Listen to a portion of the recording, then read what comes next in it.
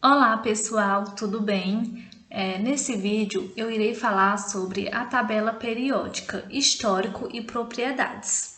Então, os elementos químicos eles foram sendo descobertos ao longo dos anos e até hoje os cientistas acrescentam elementos na tabela periódica. Mas como que tudo começou, né? Então, os primeiros registros que se tem foi do químico chamado Johann Doberai. A ideia dele era agrupar os elementos já conhecidos para facilitar os estudos deles.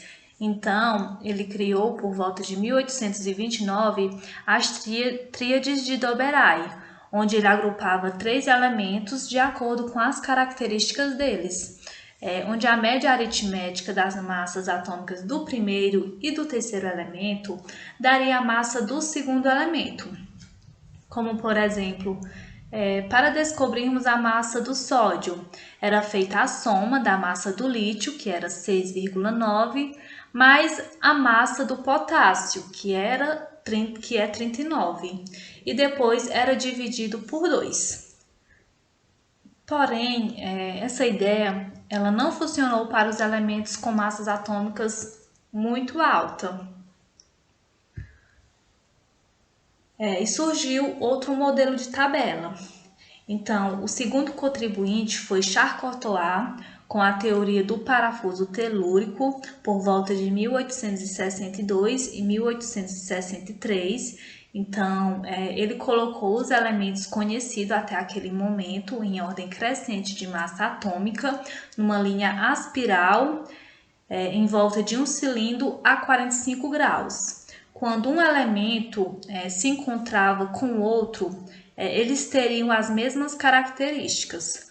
Porém, essa teoria só funcionou até o elemento de massa igual a 40, que é o cálcio.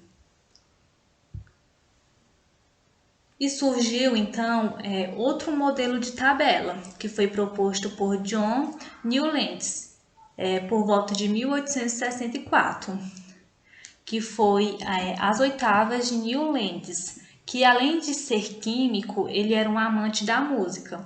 Então, nesse modelo, ele reunia os elementos em ordem crescente de massa atômica e a cada 8 elementos, o ciclo dele se repetia. Esse oitavo elemento apresentava propriedades semelhantes à do primeiro e assim sucessivamente. E essa relação dos elementos lembrava a escala musical, que é composta por 7 notas e a oitava repete a do primeiro, como por exemplo o Dó, Ré, Mi, Fá, Sol, Lá, Si, Dó. Então, por causa dessa relação da química com a música, ele foi ridicularizado perante a Sociedade de Química de Londres. E somente em 23 anos depois ele teve seu devido reconhecimento, pois sua teoria fazia um pouco de sentido. E o próximo contribuinte foi Mendeleev, em 1869. Ele era conhecido como o primeiro criador da versão da tabela periódica. Então, ele conseguiu prever as propriedades de certos elementos que ainda não tinham sido descobertos naquela época, deixando lacunas em seu modelo. Naquela época já se conhecia em torno de 60 elementos e ele os organizou em 12 linhas horizontais de ordem crescente de massa atômica, onde os elementos eles tinham propriedades químicas semelhantes e ficariam abaixo um do outro. Então, ele criou uma lei que diz que muitas propriedades químicas e físicas dos elementos variam periodicamente em função de suas massas atômicas. Então, ele deixou algumas lacunas nesse modelo que foi criado, onde deveriam ser preenchidas por elementos que ainda não tinham sido descobertos. E mais tarde, quando esses elementos eles foram realmente descobertos, eles eram exatamente como Mendeleev sugeriu. Então, nos anos de 1913 e 1914, o químico Henri Moseley Ele fez experimento analisando a frequência de emissões de raio-x de diferentes tipos de metais e sugeriu algumas mudanças na tabela anterior, na tabela que foi composta por Mendeleev. E a principal mudança é que a tabela deveria ser organizada em função do número atômico e não da massa atômica, né? Assim como foi proposta por Mendeleev. Então, por causa disso, a lei composta por Mendeleev, ela foi alterada e ficou assim, que muitas propriedades químicas e físicas dos elementos variam periodicamente em função de seus números atômicos. Surgindo então o modelo de tabela periódica atual que conhecemos. E essa é o modelo de tabela atual. E como que funciona essa tabela, né? Então, ela é organizada em ordem crescente de número atômico e essa tabela ela é dividida em colunas horizontais e colunas verticais.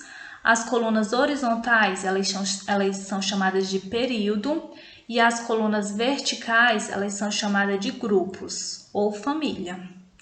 Então, se você analisar a tabela atual, você vai ver que ela possui 7 períodos e 18 grupos ou família. Podemos observar aqui que esse número que vem em cima, esse número aqui, ele é um número atômico e essa parte do meio aqui é o símbolo químico. Sempre vem uma letra ou duas letras e sempre essa primeira letra, ela é maiúscula e se vier uma segunda letra, ela é minúscula. Aqui embaixo do símbolo químico, embaixo do símbolo, aqui temos o nome do elemento. E aqui mais embaixo temos o número do peso atômico ou da massa atômica. E cada grupo ou família possui um nome, como por exemplo a família 1. A família 1 ela é chamada de família dos metais alcalinos. E esses elementos que estão na família 1, eles apresentam semelhanças e características entre si, com exceção do hidrogênio, né, que ele não tem família. Aqui na segunda família, temos a família dos metais alcalinos terrosos. E mais adiante temos a família 16, que é a família do oxigênio. Essa família ela é chamada de família dos calcogênios. Temos também a família 17, que é chamada a família dos halogênios. E a família 18, que é a família dos gases nobres. E esses elementos que estão no meio da tabela, que vai da família 3 à família 12, esses elementos que estão em rosa, eles são conhecidos como metais de transição. Propriedades periódicas e aperiódicas. Então, as periodicidades, elas são basicamente as características que podemos observar na tabela periódica. E elas são divididas em propriedades periódicas e aperiódicas. As propriedades periódicas são aquelas que crescem e decrescem à medida que aumenta o número atômico. E as propriedades aperiódicas, elas são aquelas que não seguem uma sequência lógica. Elas apenas crescem ou decrescem de acordo com o número atômico. E as propriedades periódicas, elas são divididas em químicas e físicas. As propriedades periódicas químicas são o raio atômico, a eletropositividade, a eletronegatividade, a eletroafinidade e a energia de ionização. E as propriedades periódicas físicas são ponto de fusão e ebulição, densidade e volume atômico.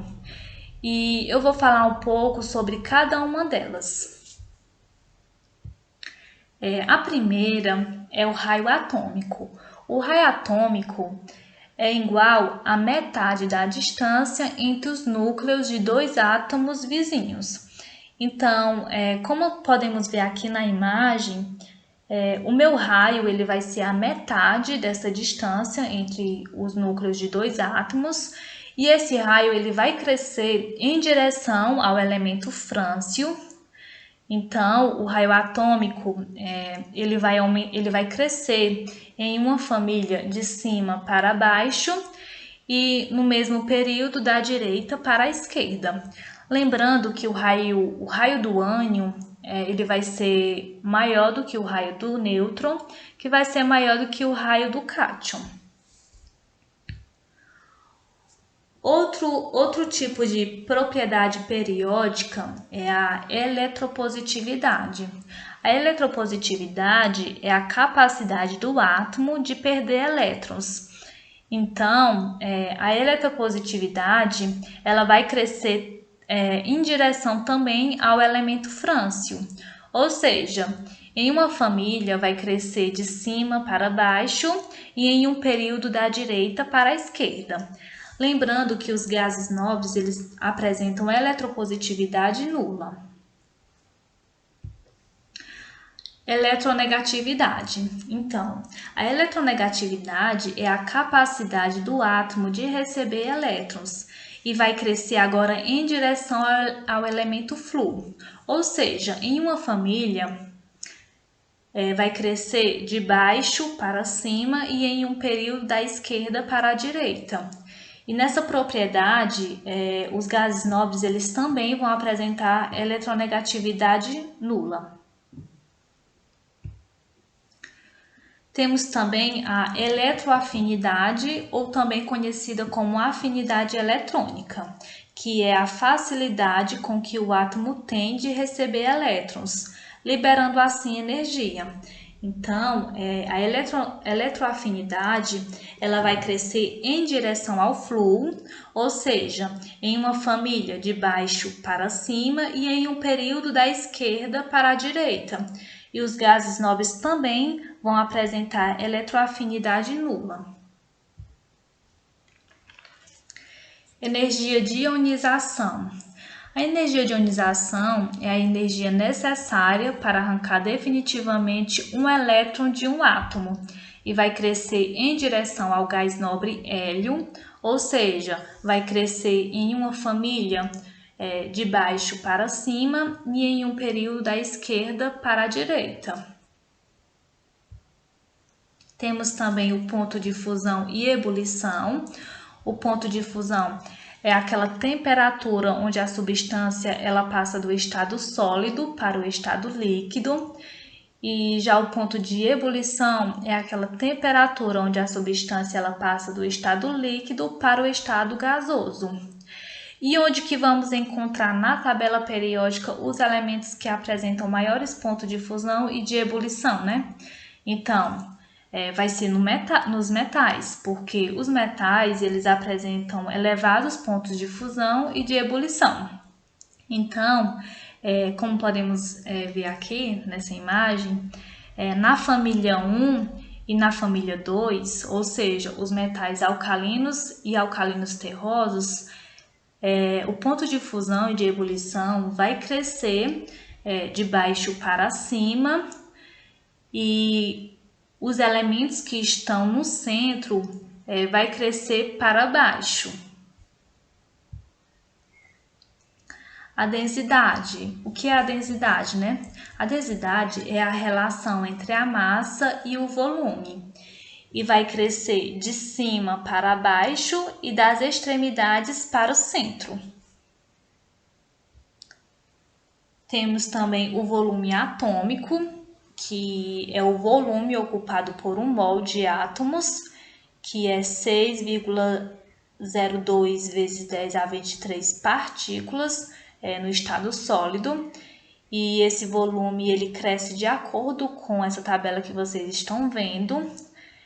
Vai crescer do centro para as extremidades e de cima para baixo.